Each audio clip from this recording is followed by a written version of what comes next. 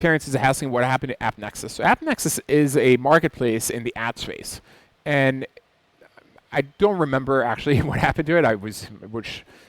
Perhaps a sad given that I was an investor and I did rather well in the investment. I don't remember they were sold or they went public. The issue in the ad space is it's highly concentrated. You have two major players that have 95% of the revenues in the category, and that's Google and Facebook. And as a result, being a small-ish type marketplace is not nearly as compelling. So if I go back to one of my earliest slides of what it takes to have a marketplace, and I'll try to put it back on and right now, marketplaces work really well if you have fragmentation. Let me keep the chat as well.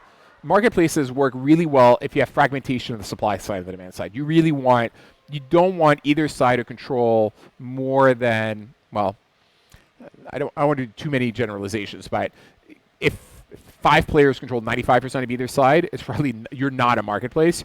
You're more likely to be a distributor for them, and as a result, they're going to have pricing power. Your ability to take a rake is going to be low. They're going to be able to reverse engineer your margin structure and to either disintermediate you or margin compress you.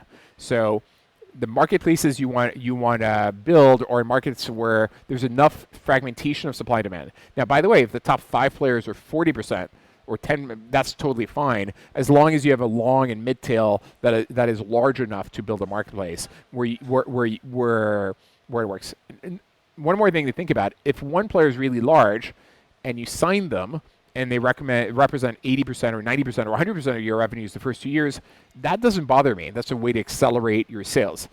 But that said, 5 years down the line, when you're supposedly large, you don't want all your revenues to be concentrated with one or two players, nor do you want all your costs to be concentrated with 1 or 2 suppliers. If that's the case, you're likely not a marketplace, you're a distributor, and your margins are going to be compressed. So the dynamics of marketplaces matter a lot.